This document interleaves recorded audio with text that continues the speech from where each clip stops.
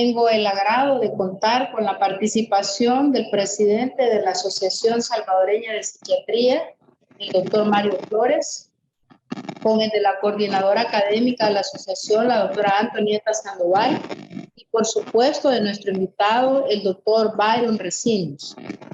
Este módulo de salud mental, que inició el 7 de junio, nos ha permitido contar con expertos internacionales que nos han puesto en común sus conocimientos para enriquecernos en el tema y también para aportar de mejor manera a los servicios de salud de nuestra población.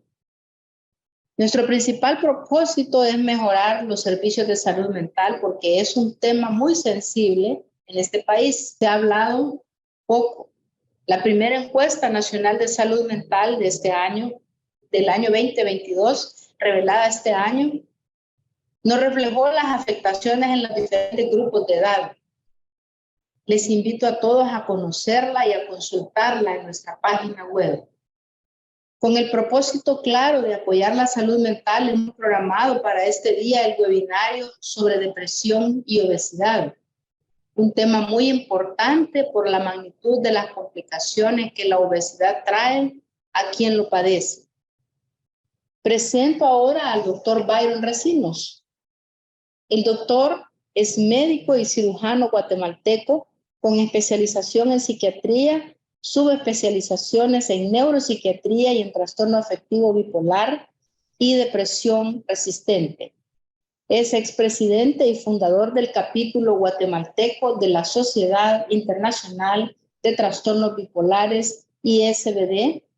Es miembro de la Asociación Psiquiátrica Americana y miembro del Colegio Europeo de Neuropsicofarmacología. El doctor es docente titular de cursos de trastornos del afecto en los posgrados de psiquiatría del Hospital Nacional de Salud Mental y del Seguro Social de Guatemala. Es conferencista nacional e internacional en sus temas. Ha publicado artículos en revistas internacionales indexadas y es autor de capítulos en libros como el de trastornos mentales en pacientes neurológicos, capítulo de secuelas neuropsiquiátricas del traumatismo cráneoencefálico y el libro Principios de Neuropsiquiatría, Tratamiento Integral del Trastorno Bipolar, con el capítulo Meditación, Mindfulness por el Trastorno Bipolar, entre otros. Les recuerdo a todos que las preguntas las pueden hacer en el chat para que el doctor luego las pueda responder. Es un gusto tenerlo con nosotros, doctor Byron Recinos. Un gusto conocerle también y agradecerle por su fina atención de darnos esta ponencia. A la vez, quiero darle la palabra al presidente de la Asociación de Psiquiatría antes que comience el conferencista con su distinguida participación. Buenas tardes, doctor Flores. Tiene la palabra. Gracias, muy buenas tardes. En primer lugar, quiero recalcar que es interés de la Asociación Salvadoreña de Psiquiatría la promoción y la difusión de temas en cuanto a salud y a través de actividades como esta, en como el Nacional de Salud, nosotros tenemos la oportunidad de temas. El tema de esta tarde, digamos que vincula la universidad, nos habla de dos patologías que están llegando a nivel de presidente. Más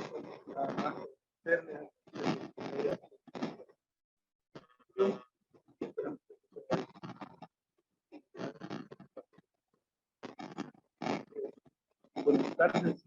Gracias. Tengan todos ustedes buenas tardes. Para mí es un gusto estar por acá. Me siento honrado con la invitación, especialmente para poder tratar un tema tan importante como lo es la depresión y su relación con la obesidad.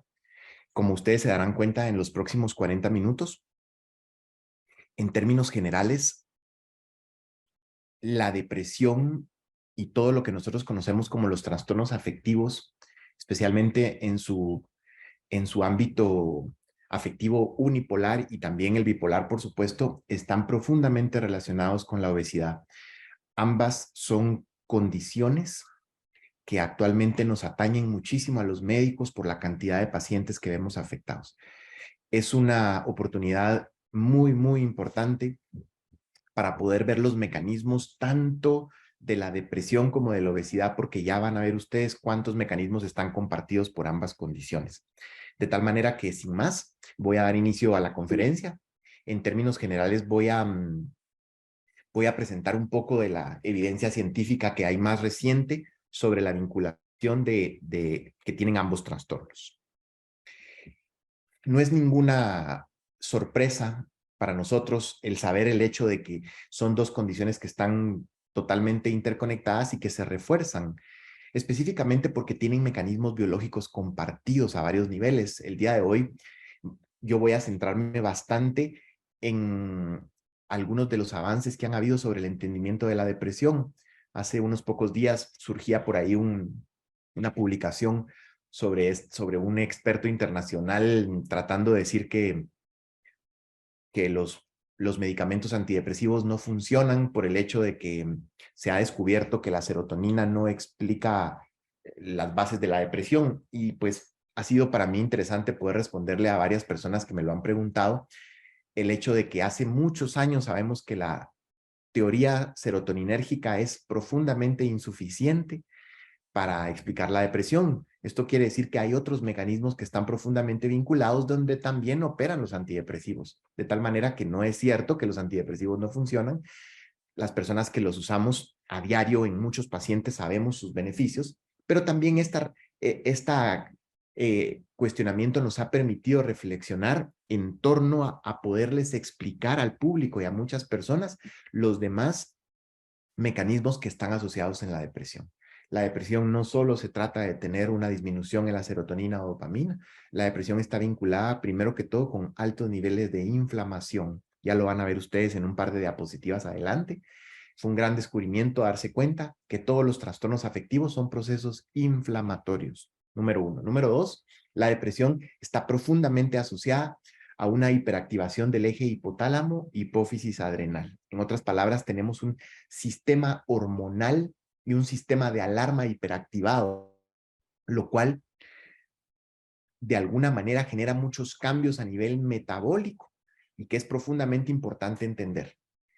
Tercero, la depresión está profundamente vinculada con el intestino y con todo nuestro sistema gastrointestinal, de tal manera que en los últimos 8 o 10 años, toda la teoría que conocemos actualmente como el gut-brain axis, el eje intestino-cerebro y en particular el microbioma, que es el estudio de toda esta entidad compuesta por todas de estos bichos buenos y malos que tenemos en el intestino y en el estómago y que se encargan de mantener una homeostasis y nos ayudan en muchísimas actividades dentro del cuerpo, también es importante y nos hemos dado cuenta que también está vinculado a la depresión. De tal manera que los mecanismos a través de los cuales los tratamientos para depresión operan van mucho más allá de la depresión. Y me parece importante mencionarlo, porque en obesidad se comparten muchos de los mecanismos y es un poco lo que les quiero presentar. En términos generales, es profundamente importante recordar la vinculación que hay entre nutrición y estado de ánimo. Mientras preparaba esta conferencia, revisaba algunos de los datos que me parecieron muy importantes. Primero que todo, pues sabemos que la vinculación que hay entre cómo la obesidad incrementa el riesgo de depresión y viceversa se ha comprobado por medio de por lo menos 4 metaanálisis longitudinales muy bien diseñados. Sabemos además que esto se comparte tanto para la depresión unipolar como para la depresión bipolar. Recuérdense aquella depresión que también puede estar alterna con episodios de manía en los pacientes que tienen trastornos del afecto bipolar, que es un episodio de manía, solo para recordarles rápidamente, un periodo de tiempo que puede durar 2, 3 días o más, en el cual el paciente no duerme, tiene muchísima energía, habla mucho, tiene muchas ideas, está eufórico, puede estar irritable, está muy impulsivo, se mete en problemas, muchas veces pierde la funcionalidad y esto hace necesario un tratamiento farmacológico. Así como existen los periodos de manía en enfermedad bipolar, están los periodos de depresión. Por eso decimos que es distinto tener una depresión bipolar que una depresión unipolar. Como ustedes bien recordarán, La depresión bipolar no se trata con antidepresivos. Idealmente la tratamos con estabilizadores del ánimo, fármacos como la motrigina, quetiapina y algunas otras combinaciones. Algunas veces sí usamos antidepresivos, pero son casos particulares en los cuales nos aseguramos que el paciente está primero ya estabilizado y tiene un medicamento de base que le permite tener cierto nivel de seguridad, a veces como litio, quetiapina, ácido valproico, valproato. Pero bueno, entonces sabemos que la relación entre obesidad y depresión está vinculada también con la depresión bipolar. La vemos en niñez, adolescencia y en adultos. La vemos en la parte de oriente y occidente del planeta, de tal manera que no hay distinción. Un dato que me pareció muy importante mencionar es también lo que se menciona sobre los antidepresivos y el aumento de peso.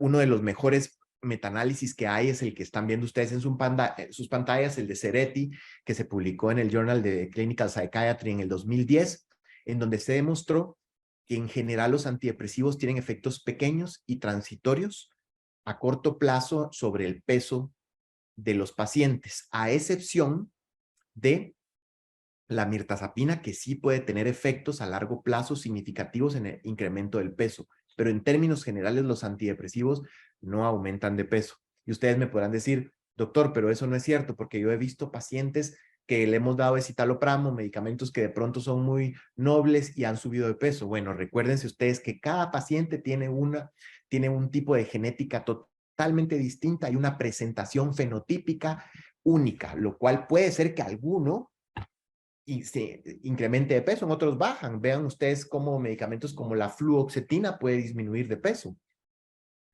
Sin embargo, en términos generales, la evidencia científica orienta al hecho de que los antidepresivos en general no suben de peso, y esto es importante. Ahora, en cuanto a la relación de la nutrición y el estado de ánimo, quería compartirles rápidamente un par de datos súper importantes. Fíjense ustedes, cómo no van a estar vinculados la obesidad y la depresión si el triptófano, que sabemos nosotros que es el precursor de la serotonina, es el aminoácido más escaso en nuestra dieta. Fíjense ustedes, por si fuera poco, el triptófano que procede de nuestra ingesta de alimentos tiene una alta probabilidad de irse hacia otras vías, como la vía de la quinurenina, que puede generar metabolitos neurotóxicos. Lo vamos a ver un poquito más claro en algunas diapositivas más adelante. Pero buena parte del triptófano que entra tiene la potencialidad de irse hacia vías inflamatorias. Por si fuera poco esto, como tercer punto, el 99% de la ingesta de triptófano que nosotros absorbemos es convertido en serotonina, pero en otras partes distintas del sistema nervioso central. En otras palabras, la mayor parte de eso se va para producir serotonina en otros lugares del cuerpo, como la sangre, ¿sí? Y como el intestino, en donde se necesita muchísima serotonina. Por eso es que también no nos pareció extraño con todo el descubrimiento del microbioma que el 99% de la serotonina del cuerpo se encuentra fuera del sistema nervioso central. Solo el 1% está en el cerebro. Y por si fuera poco, el transporte del triptófano en la sangre entra en competición complicada con concentraciones mucho más altas de tirosina y fenilalanina. ¿Por qué nos podría importar esto? Porque recuerden ustedes que la tirosina y la fenilalanina son los precursores de la producción de la dopamina. En otras palabras, los carritos o los taxis que mueven los aminoácidos tienden a favorecer a veces a las vías que tienen que ver con tirosina, fenilalanina para construir dopamina.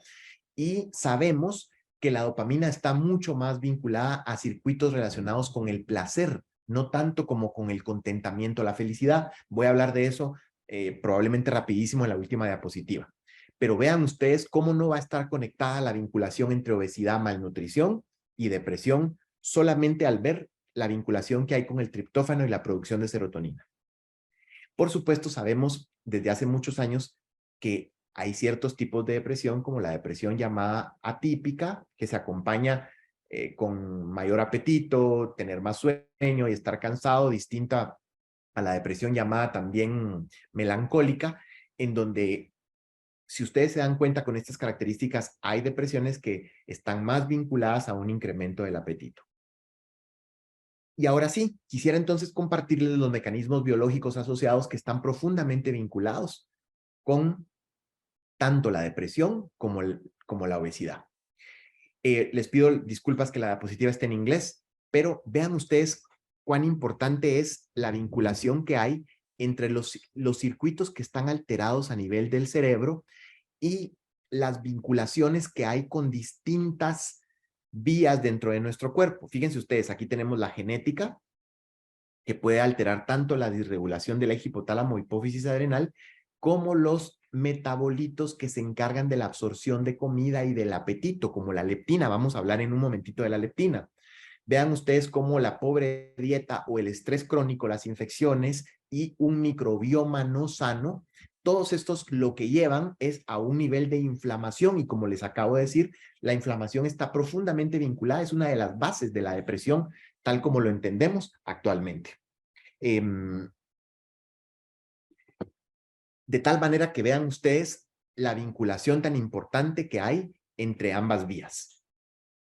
Vamos entonces a hablar de las 3-4 puntos más importantes. En cuanto a la genética, vean ustedes, desde hace mucho tiempo sabemos que tanto la obesidad, por ejemplo, en estos estudios muy interesantes de los genes, del genoma, en cuanto a buscar los sitios que están relacionados con cierta patología, los famosos GWAS. En cuanto a obesidad, por ejemplo, se ha encontrado que hay más de 200 locis o sitios vinculados a la obesidad o vinculados al índice de masa corporal. Es muy interesante porque sabemos que en tanto la depresión como la obesidad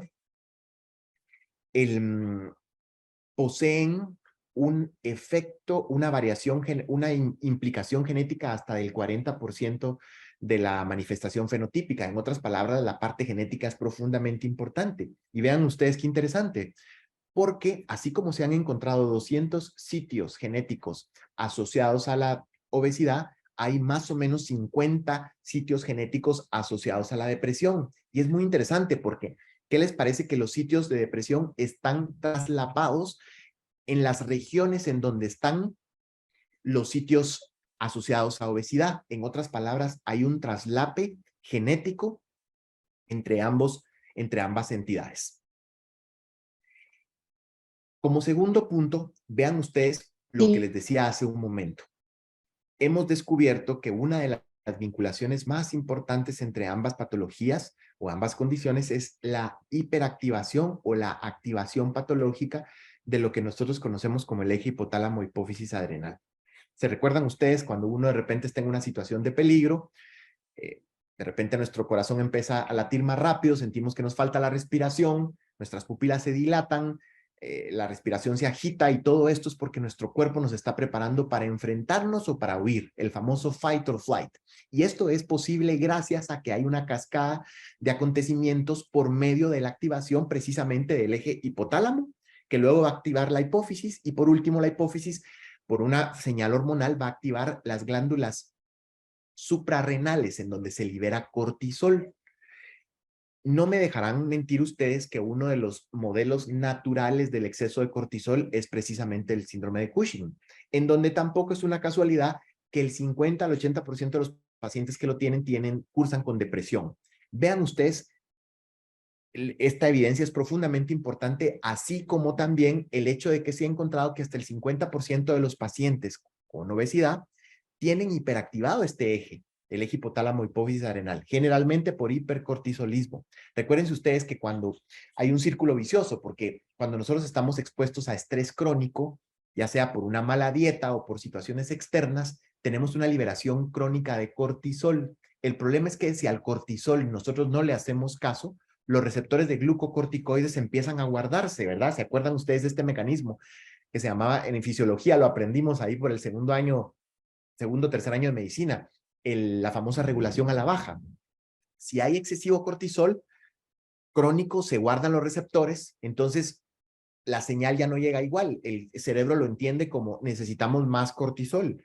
Y es un círculo vicioso porque a más cortisol, menos receptores. En otras palabras, esta exposición alta, por ejemplo, en la obesidad o en la depresión, lleva a un incremento en el apetito, generalmente por alimentos de alto valor energético, tampoco es por cosas sanas, promoción de adipogénesis e hipertrofia de grasa visceral y supresión de termogénesis y reducción de gasto energético. En otras palabras, el cortisol alto nos lleva a conservar recursos, lo cual incrementa el problema de la obesidad. Vean ustedes entonces, ya llevamos el número 1, el punto genético, número 2, la hiperactivación del eje hipotálamo hipófisis adrenal, y número 3, vean ustedes cuán importante es esto, es la activación de las vías inmunoinflamatorias. ¿A qué me refiero con esto? Les quiero contar una historia que es muy interesante. Hace algunos años los investigadores se dieron cuenta que los pacientes que tenían, por ejemplo, que estaban recibiendo tratamiento con tamoxifeno para ciertos tipos de cáncer, inmediatamente cuando se les administraba tamoxifeno empezaban a desarrollar inmediatamente síntomas de ansiedad o tristeza. Los investigadores dijeron, esto tiene que tener alguna relación, y reiterativamente se daban cuenta o obtenían la misma observación, tanto así que dijeron, bueno, vamos a investigar lo contrario, vamos a buscar personas que estén ansiosas o deprimidas y miremos cómo están sus niveles de inflamación, y justo salieron sus niveles de citoquinas elevados. En otras palabras, nos dimos cuenta hace algunos años que la inflamación acompaña los procesos depresivos y muchas veces también los procesos ansiosos crónicos. Básicamente porque pues hay una alteración directa de los niveles de monoaminas, hay sobreactivación neuroglial y hay un incremento en el estrés oxidativo. Como un efecto neto hay neurodegeneración y disminución en neuroplasticidad. Y ustedes dirían, pero ¿esto cómo ocurre? No me lo van a creer, pero conocemos exactamente actualmente la vinculación que hay entre inflamación y cambios en el ánimo. ¿Y por qué es que esto sucede? Ya les voy a decir por qué. Pero vean ustedes. Cuando hay, generalmente la inflamación incrementa los niveles de interleucina 2, 6, factor de necrosis tumoral, y esto sabemos actualmente que incrementa la actividad de la indolamina dioxigenasa. Esta enzima no es cualquier cosa, porque ¿qué les parece que es la enzima que nada más y nada menos es la que se encarga del recambio entre el triptófano y la serotonina? En otras palabras, cuando nosotros estamos inflamados, ¿sí? Esto lleva a que digamos, se acelere la actividad de la indolamina dioxigenasa, que es la que está encargada del recambio entre el triptófano y la serotonina. Sin embargo, si está acelerada esta vía, el triptófano, que debía de producir serotonina para producir neurotransmisión normal, se va por esta aceleración a la vía de la quinurenina, que les dije yo al principio, en la segunda, tercera diapositiva. Lastimosamente, estas son vías inflamatorias que producen metabolitos neurotóxicos. En otras palabras, las citoquinas incrementan los niveles de la indolamina dioxigenasa, el triptófano que tenía que producir serotonina se va a producir quinurenina, y esto genera disfunción cognitiva y toxicidad en general en el sistema nervioso central. Esto es profundamente importante. Ya van a ver ustedes cuando veamos la parte del microbioma, porque sabemos actualmente que las alteraciones en la mucosa gastrointestinal, lo que conocemos como el leaky gut o el intestino permeable, está asociado a un mayor nivel de inflamación. Y el mayor nivel de inflamación sabemos que incrementa la IDO, y esto hace que la serotonina se produzca menos y el triptófano se vaya a metabolitos neurotóxicos. En otras palabras, ya hace algún tiempo nos dimos cuenta que la inflamación juega un papel profundamente importante en la depresión. Esto es importante porque recuérdense ustedes que nuestro sistema nervioso central, en general, la evolución, el cerebro, el cuerpo humano tiene tiene un tipo de diseño profundamente evolutivo, y los recursos que no se utilizan se descartan, ¿verdad? Entonces, de ahí se parte que nosotros constantemente estamos con mecanismos de poda de circuitos. Los circuitos que no se usan se desechan. Sin embargo, se imaginarán ustedes que si tenemos hiperactivados los macrófagos del sistema nervioso central, se da una poda aberrante. ¿Por qué? Por esta inflamación crónica. Y la poda aberrante hace que la inflamación se meta con circuitos claves que a nosotros nos sirven mucho para la modulación de nuestro ánimo y cognición, especialmente áreas como la corteza prefrontal, la amígdala, el hipocampo, la ínsula y el cíngulo anterior, ¿verdad? Entonces, vean ustedes cuán importante esto nos ha hecho reflexionar profundamente sobre si entonces no deberíamos de utilizar tratamientos en depresión mucho más relacionados con la inflamación y no tan downstream o río abajo como lo es los antidepresivos. En otras palabras, cualquier cosa que funcione para desinflamar el cuerpo, en general el organismo del paciente, va a tener una respuesta positiva en cuanto a los cuadros depresivos. Y ustedes se podrán preguntar, ¿por qué es esto? Hay una teoría muy interesante y tiene que ver con que es muy probable que la respuesta, digamos como entre comillas, depresiva, nos servía a nosotros cuando éramos cazadores recolectores en la sabana africana. En otras palabras, se expresa esto mejor con este experimento. Uno de los estudios pivotales en la relación que hay entre inflamación y ánimo bajo lo hizo Reichenberg en el 2001. Este es un estudio muy elegante, en donde es un estudio doble ciego, en donde el paciente, en donde el investigador, el grupo de investigadores inyecta Salmonella abortus-equi, que es esta bacteria que utilizan las yeguas para abortar, lo inyecta en individuos humanos sanos y automáticamente, al recibir la inyección en pequeñas cantidades, se observa un incremento transitorio de la ansiedad y el ánimo, ojo, en sujetos totalmente sanos. Es interesante porque también observó afectación en memoria verbal y no verbal, la cual está relacionada con la activación de las citoquinas inmediatamente después de la inyección. En otras palabras, pareciera ser que la inflamación en nuestro cuerpo nos prepara para algo. ¿Para qué? Pues algo que se llama sickness behavior o comportamiento de enfermedad. Voy a ver si lo tengo por aquí. Creo que no lo pongo por aquí, pero básicamente el sickness behavior o comportamiento de enfermedad es este despliegue de síntomas y signos que nuestro cuerpo desarrolla cuando está inflamado. Número 1, el sickness behavior o comportamiento de enfermedad es ánimo bajo. ¿Para qué? ¿Qué valor evolutivo podría tener eso? No desarrollar conductas exploratorias de aquello que me enfermó, me inflamó o enfermó a alguien de mi clan. Recuérdense que estamos hablando aquí de la sabana africana. 2, baja energía. ¿Para qué? También para disminuir las conductas exploratorias y conservar los recursos que tenemos. 3, insomnio, para estar más activos al entorno y saber qué pueda estar pasando alrededor y cuidarme. 4, hiperalgesia, estar más atento a qué puede doler en mi cuerpo. 5, visión gris del futuro. ¿Para qué? Para ser negativos y pensar mal y cuidarme. Las 5 características que les acabo de decir son síntomas de depresión. En otras palabras, es muy probable que la relación entre inflamación y ánimo bajo tenga un aspecto evolucionista que está vinculado con el conservar recursos. De tal manera que, otra vez, vean ustedes la vinculación tan poderosa que hay entre inflamación y depresión. Y, por supuesto, sabemos actualmente que en la obesidad nosotros los pacientes que están con sobrepeso y con obesidad tienen mayores niveles de inflamación desde muchos puntos de vista. Vean ustedes, esta diapositiva es muy interesante porque muestra todos los desórdenes que son más frecuentes simple y sencillamente por el hecho de tener enfermedad bipolar. Es decir, si hay un paciente que tiene enfermedad bipolar, su chance de tener desórdenes autoinmunes, infecciones crónicas, enfermedades cardiovasculares o desórdenes metabólicos es mayor simplemente por el hecho inflamatorio. Es uno de los cuadros más impresionantes. Entonces, ya hablamos de genética, ya hablamos del eje hipotálamo hipófisis adrenal, ya hablamos de la parte inflamatoria, y el cuarto punto que les quiero compartir en cuanto a obesidad y depresión es una de las partes más interesantes que hay, que tiene que ver con todos los reguladores neuroendocrinos del metabolismo energético. ¿Qué significa esto?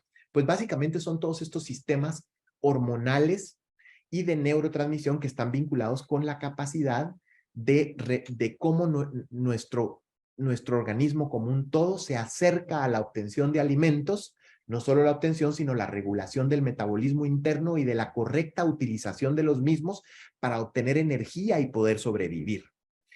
El metabolismo es sumamente interesante porque, si ustedes se dan cuenta, nosotros tenemos, por ejemplo, todo el sistema de la leptina, producida por los adipocitos blancos, que lo que hace básicamente es que pues, cuando se acumula, obviamente relacionada con la acumulación de grasa, esto orienta a nuestro cuerpo a suprimir la ingesta de comida y favorece el gasto de energía. En otras palabras, tenemos un diseño evolutivo que nos permite, cuando tenemos más grasa de lo que necesitamos, suprime el apetito y favorece que nos movamos. Sin embargo, en obesidad, como ustedes bien recuerdan, existe la resistencia a la leptina. Esto es importantísimo, porque entonces la leptina que nos ayuda a decir, deja de comer, muévete, lastimosamente nuestro organismo no lo escucha y debilita su efecto anorexigénico y lastimosamente desinhibe el apetito.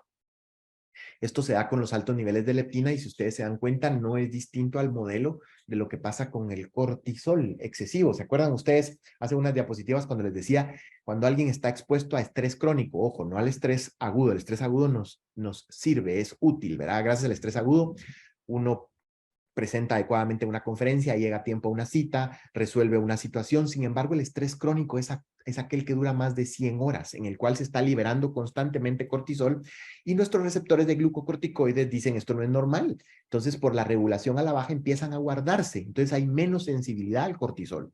Algo parecido pasa con la leptina, en donde si hay altos niveles de leptina, los receptores del mismo van a ser cada vez menores. Entonces, se da esta llamada sordera a la leptina, es una forma de hablar, ¿no? Por decir que en los pacientes con obesidad, lastimosamente la leptina no opera como debe ser. Sabemos que a mayor inflamación, mayor niveles de leptina, y sabemos también que a más leptina, lastimosamente, tenemos alteraciones en los niveles de neuroplasticidad, que es esta función tan importante que tiene el cerebro de cambiar constantemente en base a su interacción con el cerebro y en el ambiente, y la neurogénesis, que es la producción de nuevos sistemas neuronales. Vean ustedes cómo en este estudio muy interesante, 2,000 pacientes depresivos presentaron altos niveles de leptina circulantes cuando se les compara con controles sanos. Esto es profundamente importante, de tal manera que la vinculación entre obesidad, insulina e inflamación es clarísima. Tenemos ya nuestro cuarto punto. Primero, genético. Segundo, eje hipotálamo, hiperactivación del eje hipotálamo hipófisis adrenal. Tercero, inflamación. Y cuarto, reguladores neuroendocrinos o la parte hormonal. Quisiera hablarles del quinto punto, que es lo que tiene que ver con el microbioma humano. Para la gente que nos dedicamos al sistema nervioso central fue todo un boom hace 8 o 10 años cuando empezamos a darnos cuenta la vinculación tan poderosa que tenía con el estado de ánimo. Desde hace milenios se conoce la relación que hay entre el estómago y el cerebro, pero esto es a nivel de la sabiduría popular. No me dejarán mentir ustedes que en idiomas como el inglés está la famosa expresión del gut feeling, que es esta como sensación de intestino, ¿no? O los asiáticos que dicen cuando no sepas algo que hacer, pregúntale a tu estómago.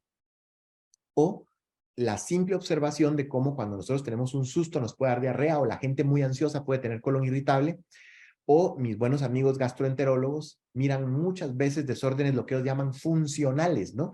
Que están profundamente vinculados a cuestiones emocionales. Entonces, la vinculación que hay por medio del nervio vago y otras vías entre el intestino y el cerebro es poderosísima. Vean ustedes cuán importante es el microbioma, que tenemos 1,800 géneros de bacterias en el intestino, 40,000 especies. Si a ustedes les sacaran las bacterias del intestino, eso pesa 1 o 2 kilos. En otras palabras, tenemos 100 trillones de bacterias. Esto es 100 veces más genes de nuestro propio genoma. O sea, tenemos más organismos dentro de nosotros que nuestro propio genoma. Por supuesto, esto no es casualidad que esté ahí. Está relacionado con la regulación del sistema inmune de la mucosa. Tiene que ver con la motilidad gastrointestinal, con nuestro epitelio y la absorción de medicamentos, perdón, de alimentos, soporte digestivo, metabólico y, por supuesto, producción de neurotransmisores. Por eso les decía que la mayor parte de serotonina está afuera, está en el intestino. Y, por supuesto, la prevención de patógenos. Y esto es lo que nos llevó hace algunos años a entender cuán importante es este término, el intestino permeable, o leaky gut en inglés. Bueno, pues hace algunos años los investigadores empezaron a dar cuenta que cuán importante era nuestra mucosa gastrointestinal. Recuerden ustedes que esta es una de las estructuras más sofisticadas que tenemos en el cuerpo. Tiene que ser tan hábil como para dejar pasar alimentos, pero no tanto como para dejar pasar patógenos. En otras palabras, esto tiene lo que aprendimos en fisiología, esta permeabilidad selectiva. Sin embargo, existen ciertos elementos o ciertos, digamos, condiciones en las cuales la permeabilidad selectiva se pierde y se da lo que se conoce como intestino permeable o leaky gut. ¿Por qué nos da esta permeabilidad selectiva? ¿O por qué nos importa? ¿Por qué se pierde? Bueno, básicamente, ¿por qué nos importa mucho? Porque cuando se pierde la permeabilidad selectiva y se da este intestino totalmente permeable, lastimosamente las bacterias que deberían de quedarse en el intestino y en ciertas áreas empiezan a moverse a regiones en donde no se deberían de mover. Esto se llama disbiosis. Y como si no fuera poco con eso, ciertas bacterias empiezan a pasar, y recuerden ustedes que las bacterias en su superficie tienen estas estructuras que se llaman lipolisacáridos. Son profundamente importantes las lipolisacáridos que se encuentran en la superficie de las bacterias gram negativas. ¿Por qué? Porque generan reacciones inflamatorias importantísimas. En otras palabras, el intestino permeable favorece, voy a ir a unas diapositivas atrás, favorece que los lipolisacáridos en la superficie de las bacterias generen activación glial. Esto incrementa los niveles de citoquinas proinflamatorias, activación de linfocitos T, disminuye los niveles de zinc, pero ante todo lo que más nos importa, induce a la indolamina dioxigenasa, la enzima que les conté, que está encargada entre el recambio entre serotonina y triptófano. Lastimosamente eso hace que menos serotonina se produzca porque tenemos menos triptófano, el cual se fue hacia vías inflamatorias. Entonces vean ustedes cuán importante es el microbioma humano y cuán importante es que se pierda esta permeabilidad selectiva. ¿Qué factores están asociados a la pérdida de la permeabilidad selectiva del intestino permeable? Voy a decir algunos de los más importantes. Uno, nacer por cesárea. Los niños que nacen por cesárea pierden digamos, como la colonización natural que deberíamos de tener en nuestro intestino.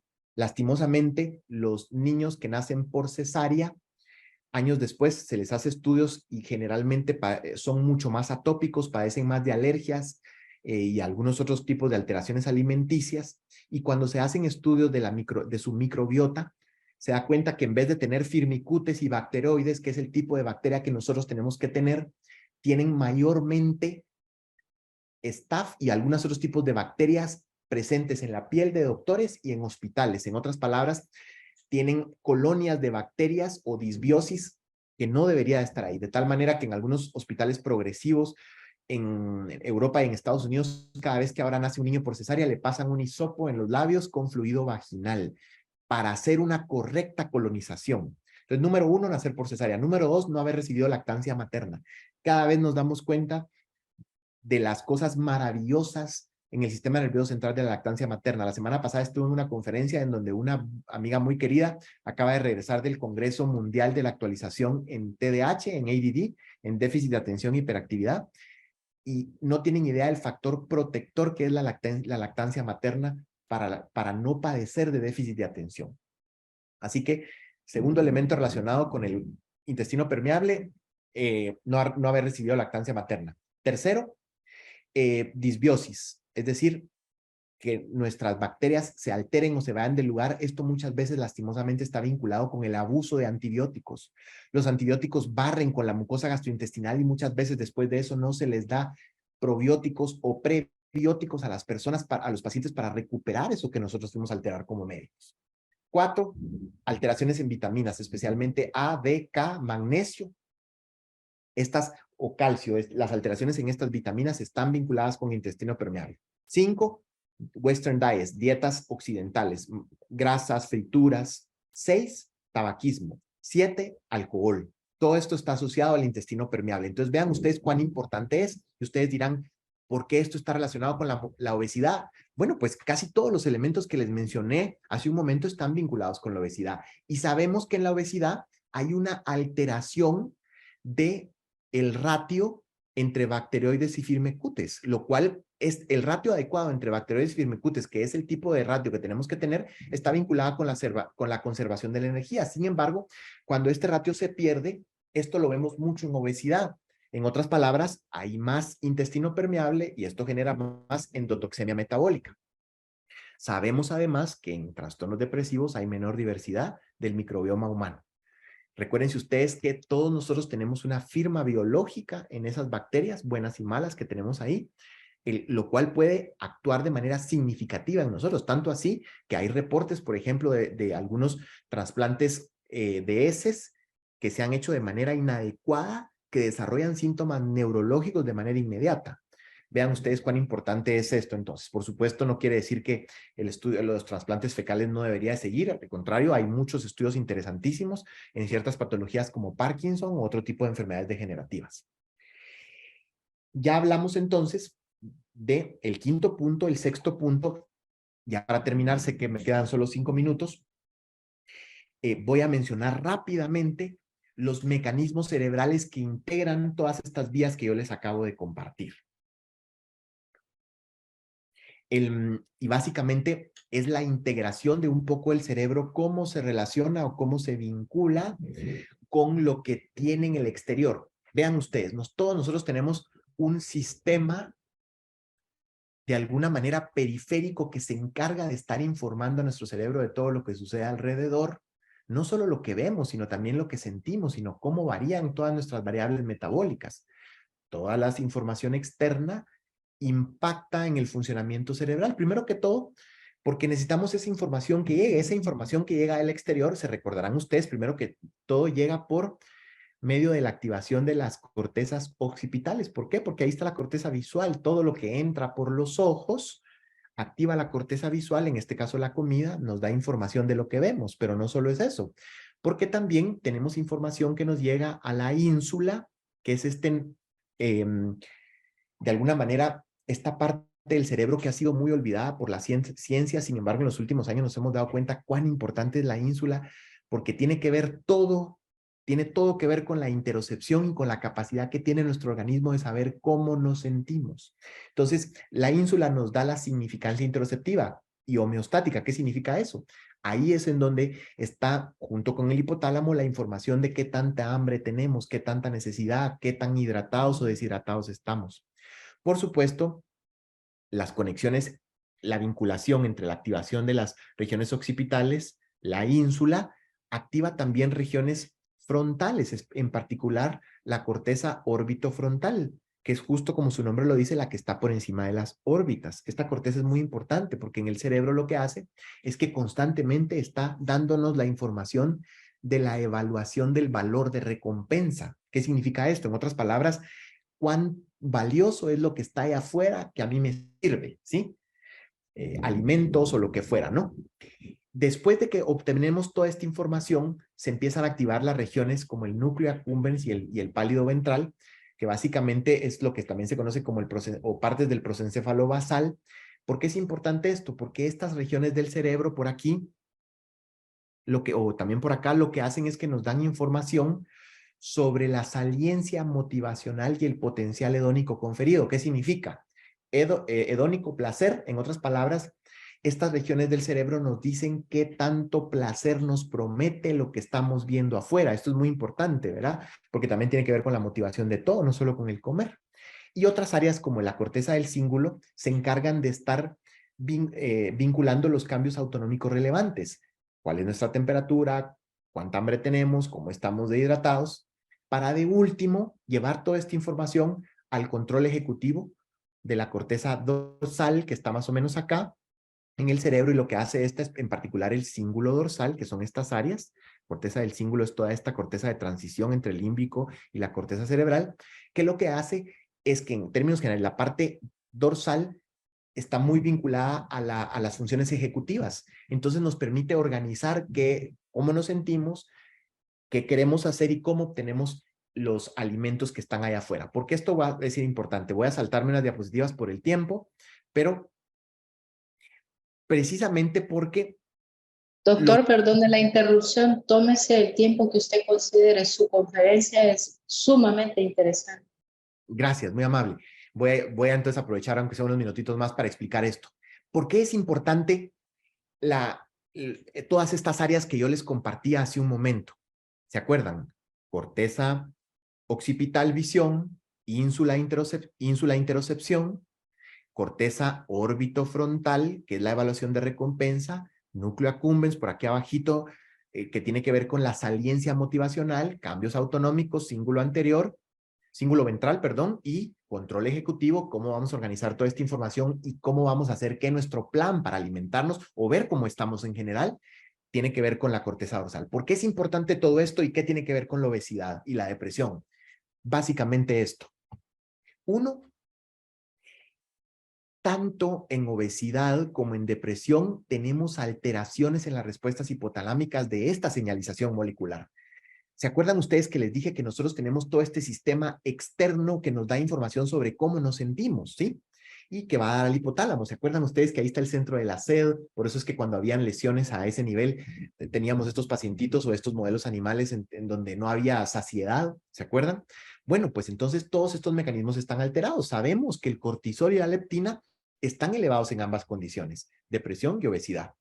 Sabemos además, fíjense ustedes, la ínsula, que es una maravilla, esta estructura del cerebro es una maravilla de la evolución. Voy a tomar unos minutitos solamente para contarles rápidamente por qué es tan importante.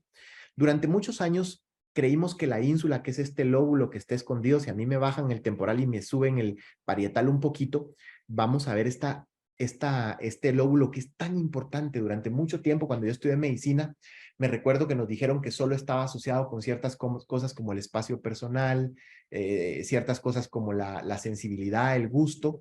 Sin embargo, actualmente sabemos que la ínsula es un nodo metacognitivo en donde llega, es como casi como una central de relevo, como un pequeño tálamo sensorial, en donde llega toda la información que monitoriza, fíjense ustedes, no solo cómo me siento físicamente, sino también emocionalmente y motivacionalmente. ¿Qué voy a hacer con todo esto? Entonces, la ínsula integra toda esta información y nos regala una cartografía de quién soy, ¿verdad? Primero, en información interoceptiva, básicamente si me duele algo, ¿no? Luego, funciones homeostáticas, tengo sed, qué sé yo, tengo hambre. Luego, funciones ambientales, hay frío, hay calor.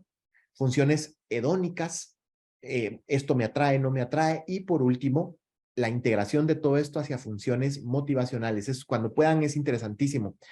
El doctor Bob Craig, que es neuroanatomista de la Universidad de Texas, tiene un artículo precioso que se llama How do you feel now? ¿Verdad? ¿Cómo tú sientes ahora? Y es un estudio detallado de todo lo que se sabe actualmente de la corteza de la ínsula. La ínsula, ¿qué les parece? Que tiene una cartografía somatotópica. ¿Qué significa esto? Que en cada área, de acuerdo a la región de posterior a anterior, se va haciendo más sofisticada la información. ¿Por qué? Porque los muñequitos que ustedes vieron en esta diapositiva, estas son las regiones más posteriores de la ínsula. Y estas son las regiones más anteriores. Se dan cuenta aquí, anterior y posterior.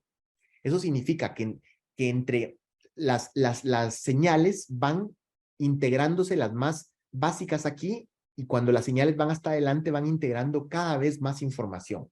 Entonces, ¿por qué es que tomé unos minutos para... Bueno, primero porque la ínsula es profundamente importante en términos de conciencia.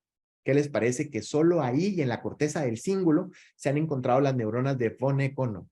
Las neuronas de von Economo son importantísimas porque solo están en especies superiores que pasan la prueba del espejo.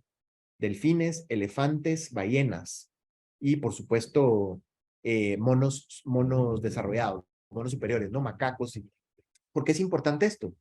Porque probablemente están profundamente vinculados a saber quién soy yo, ¿sí? Porque las especies que no tienen esas neuronas y tampoco esta estructura insular y del cíngulo, no tienen conciencia de sí mismos. Por eso es muy importante. Obviamente se darán cuenta ustedes que esto es profundamente importante en términos de saber cuándo yo me siento lleno, cuándo yo me siento saciado, cuándo yo tengo hambre.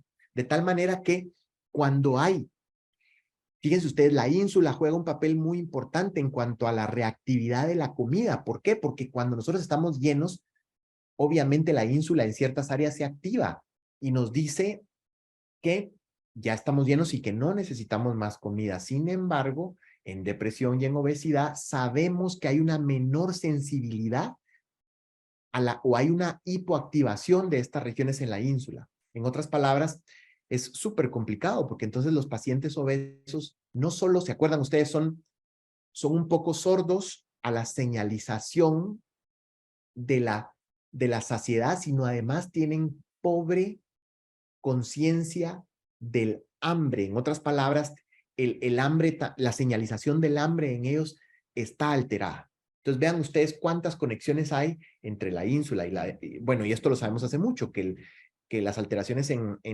la depresión se ve acompañada de muchas alteraciones en depresión. Cuando miramos los estudios de neuroimágenes en depresión, los puntos que casi siempre están activados, uno de ellos en neuroimágenes es la ínsula.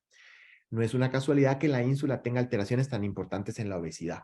Por supuesto, el sistema dopaminérgico de recompensa, todo lo que tiene que ver con lo que a mí me motiva, está vinculado con la depresión. Y vean ustedes, esta es una de las gráficas que a mí más me gusta.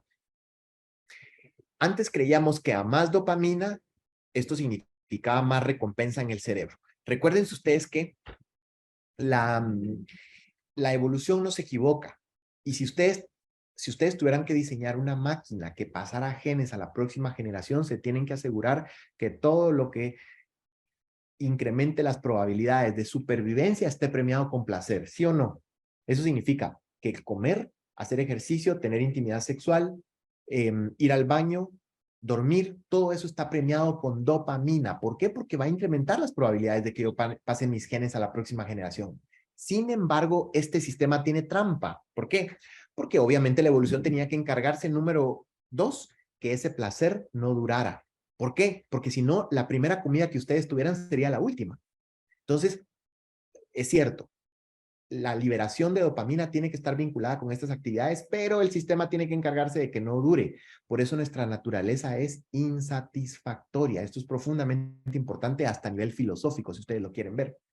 De tal manera que la relación entre dopamina y recompensa tiene un sweet spot o un punto hasta donde llega. Sin embargo, si seguimos estimulando la liberación de dopamina después de este punto, lo que cada vez tenemos es menos activación de recompensa.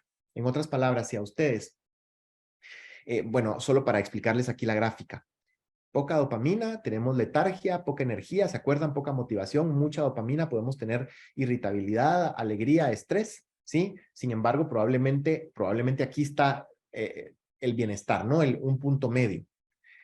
Vean ustedes cómo, si ustedes se comen un pastel de chocolate que les encanta, eso la primera vez es rico, sin embargo, si les dan un segundo pastel de chocolate, ya no es tan rico, y si le dan un tercero, probablemente se empachen y ya no quieran ustedes un pastel de chocolate en un buen tiempo. ¿Por qué? Porque entre más estimulamos la liberación de dopamina, ya no genera recompensa y empieza a decaer la curva. No es casualidad que en pacientes obesos cada vez hay más ingestión de alimentos, pero menos recompensa, ¿sí? Y esto pues es imposible que uno no reflexione, por ejemplo, en cuanto a los contemplativos, ¿verdad? O las personas que deciden no tener una excesiva hiperactivación dopaminérgica, ¿verdad? ¿Se acuerdan ustedes lo que decía, creo que era San Agustín o San Juan de la Cruz, que decía, deseo poco, y lo poco que deseo, lo deseo poco, ¿verdad? Aquellas personas que de alguna manera consumen menos, sienten más. Y esto está explicado por la curva de la dopamina. Pero bueno, solo esto es para una conferencia entera distinta. Mensajes finales. Sabemos, número 1, que son dos condiciones profundamente interconectadas. 2, los antidepresivos no explican el aumento de peso. 3, hay un traslapio cercanía con los genes asociados a ambas condiciones. 4, la disfunción del eje hipotálamo hipófisis adrenal es un factor común. 5, ambas son condiciones donde hay una activación inmunoinflamatoria. 6, los reguladores neuroendocrinos y del metabolismo están alterados, como la leptina. Y 7, las alteraciones del microbioma producen cambios en ambas vías. Les doy las gracias por la atención y por la invitación. Espero que la información sea de utilidad. Son dos condiciones que están profundamente relacionadas y que cada vez más en los próximos años van a constituir un elemento importantísimo en el ámbito de la salud pública. Muchas gracias, doctor, por su excelente conferencia cargada de mucho contenido científico, lo cual ha sido un deleite para los profesionales que lo hemos escuchado. Tengo algunos comentarios y hay además múltiples felicitaciones y algunas preguntas interesantes también, que creo que han sido motivadas por por todos sus comentarios y la información que nos ha dado. Por lo que he podido apreciar de los estudios que ha mostrado, hay una relación muy cada vez creciente y más estrecha entre inflamación y depresión, como hemos podido ver, aunque no está completamente comprendido el mecanismo, pero sí bastante explicado, pareciera que hay una conexión bidireccional entre una y otra. ¿Qué comentario puede darnos usted al respecto? La verdad es de que ya está completamente comprobado, ¿verdad? Ya no tenemos duda, pues precisamente por eso les enseñé la vía de la hiperactivación de la indolamina dioxigenasa. Actualmente sabemos exactamente la vinculación que tiene la inflamación y los cambios en el estado de ánimo o la obesidad misma, ¿verdad? Actualmente sabemos que eso está, lo cual no es extraño, porque si ustedes se dan cuenta, nosotros no estamos diseñados evolutivamente para tener excesivas reservas de grasa. El 95% del tiempo que nuestro cerebro tomó en evolucionar lo hizo en la sabana africana, cuando éramos cazadores-recolectores, y en ese tiempo era raro encontrarnos con grasas o carbohidratos. Cuando encontrábamos, teníamos que comer todo lo que podíamos porque no sabíamos cuándo iba a volver a ver, pero esas reservas se consumían. No es como ahora en la modernidad, que es muy poquito en términos evolutivos, en donde nosotros tenemos una alta exposición o alta oferta de alimentos y nutrientes y no utilizamos mucho de eso. Como no estamos diseñados para eso, está comprobado que eso genera inflamación. ¿Por qué? Porque nuestro cuerpo no está hecho para conservar grandes recursos durante mucho tiempo. Está hecho para conservar recursos y utilizarlos. Excelente, doctor. Queda claro entonces que tanto las sustancias proinflamatorias como la inflamación crónica tienen severas repercusiones, no solamente en esta patología, sino en múltiples, que predisponen incluso a enfermedades crónico-degenerativas de gran carga de mortalidad, ya ampliamente descritas. Hay muchas felicitaciones aquí en el chat para su excelente conferencia y comentarios muy extensos. Aquí dice: muchas gracias por su ponencia y las relaciones, estructuras y procesos que ha presentado. ¿Se puede concluir que la obesidad es también un mecanismo adaptativo? Si es así, también su abordaje debe incluir intervenciones integrales y no solo modificar un patrón alimentario. Muchas gracias, es una pregunta muy interesante. A mí me parece difícil poder definir que la obesidad sea un patrón adaptativo. Me parece más bien que es una trampa del sistema o el diseño de nuestro sistema, porque otra vez, la obesidad no nos permite, digamos, adaptarnos mejor. La obesidad, lastimosamente, es una combinación de muchos elementos que son naturales en el humano y que no son fáciles de llevar. Yo sé que eso es para una conferencia entera, pero una de las razones por las cuales les presenté la curva de la dopamina al final es para decirles que no es sencillo ser un ser humano. ¿Por qué? Porque estamos diseñados para tratar de obtener todo el placer que podamos. Sin embargo, ese placer no dura y lastimosamente no estamos muy diseñados para poder poner freno por ejemplo, a un menú de McDonald's, ¿verdad? Porque es comida hipercalórica que nos endulza la boca, nos hace sentir sumamente bien un momento, pero a un alto costo metabólico. Sin embargo, díganle ustedes eso a su cerebro, es muy difícil. ¿Por qué? Porque nuestro cerebro tiene este mecanismo maravilloso que se llama inhibición recíproca. La inhibición recíproca lo que plantea es que cuando el cerebro, los circuitos frontales están muy activados, el límbico se apaga y viceversa. Esto era muy útil en la sabana africana. Si había un depredador, yo no me iba a poner a pensar, ¿será que me va a comer? ¿Verdad? O sea, a los que se pararon a pensarlo, se los comieron. Entonces, esto ocurre lo mismo. Cuando nosotros estamos expuestos a una emoción muy fuerte o una comida muy placentera, la corteza se apaga. Entonces, nuestros razonamientos no son muy buenos. Pasa lo mismo con las tarjetas de crédito. Excelente comentario. También aquí hay una pregunta, dice: si se incrementa el consumo de alimentos ricos en triptofano, ¿hay algún cambio en la neuromodulación? La verdad es de que sí y no. Sí, porque si el triptófano se ve acompañado de otros nutrientes, sí hay cierta evidencia ya incipiente que favorece estados anímicos. Por eso es que hay tanto desarrollo de todo lo que actualmente se conoce como medicina medicina integrativa o medicina funcional, en donde ellos utilizan, pues este tipo de médicos utilizan mucho nutrientes, creen mucho en la intoxicación de la matriz extracelular y otras cosas. Sin embargo, sabemos que es insuficiente solamente dar triptófano. ¿Por qué? Porque la depresión no solo está explicada por la serotonina.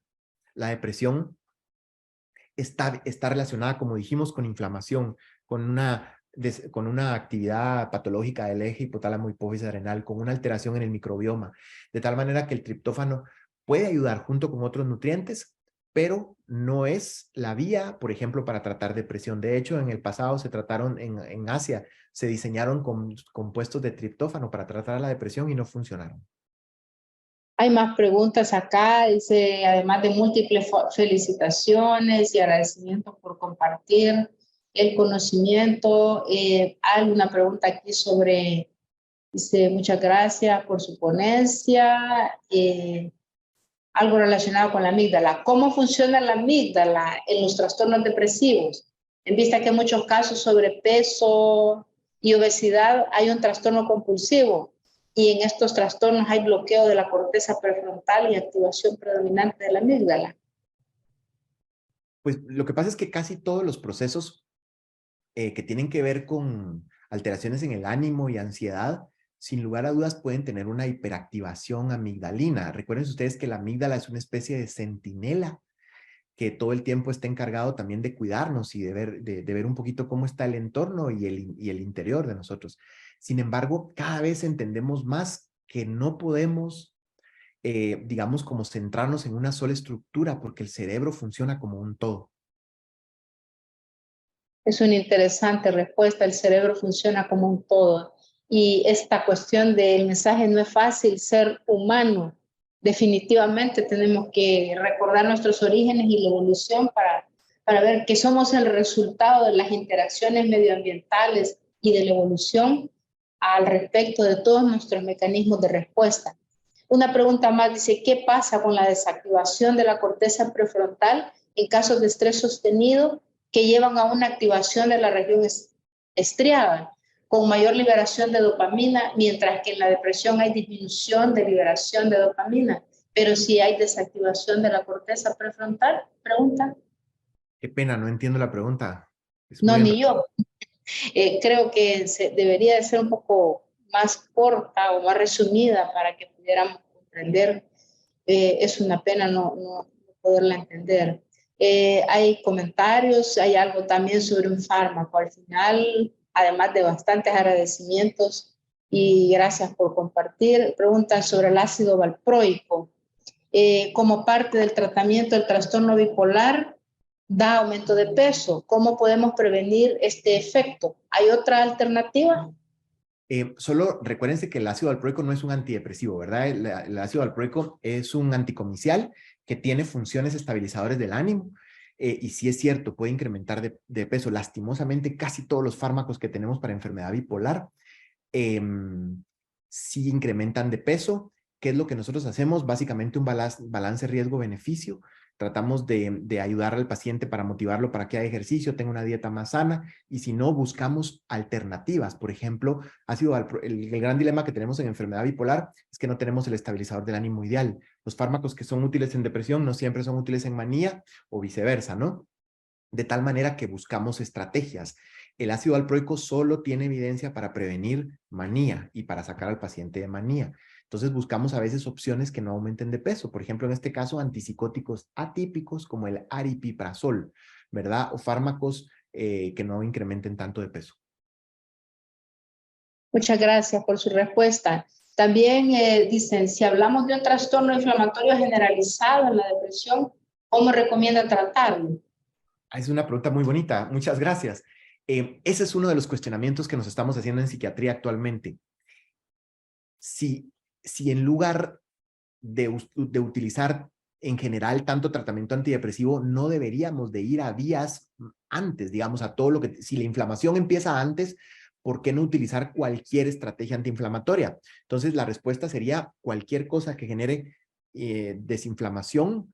Eso significa, por ejemplo, hacer ejercicio, tener un buen sueño. Recuerden ustedes que en el sueño activa todas estas vías que desintoxican la matriz extracelular y sacan los desechos.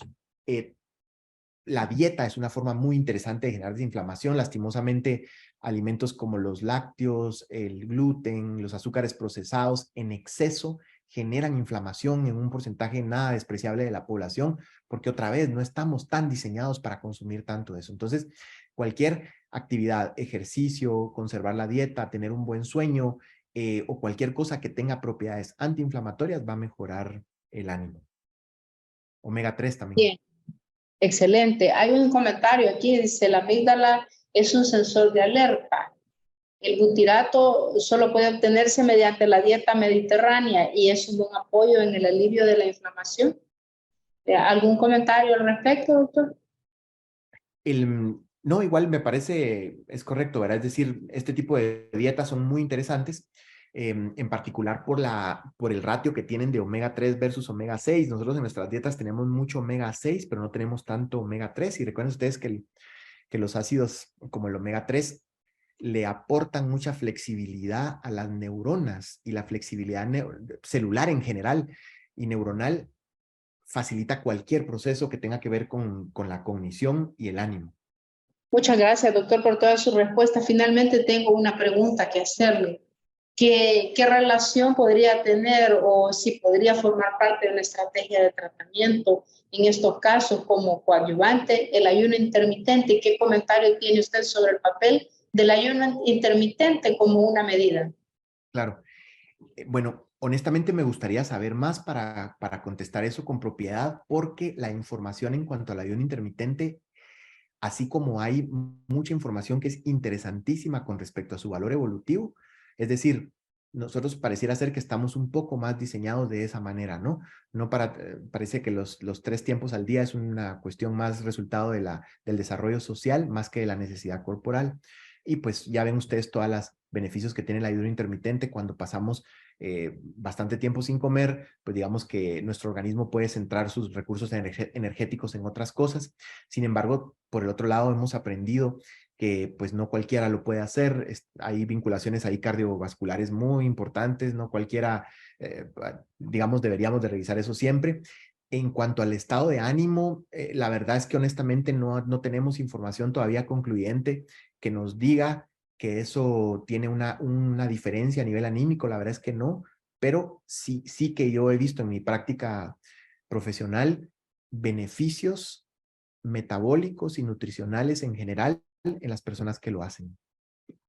Sí, es una excelente pregunta de investigación, creo yo, para el futuro, en el que se pudiera investigar algo sobre el impacto que tiene en el estado de ánimo. Pienso que estamos retornando a nuestros orígenes con el ayuno intermitente y que en realidad hay una respuesta no solo metabólica, sino que también la mediada por las sustancias proinflamatorias, de las cuales ya hay alguna evidencia disponible, tal vez no de tan buen nivel por el tiempo en el que se han iniciado los estudios.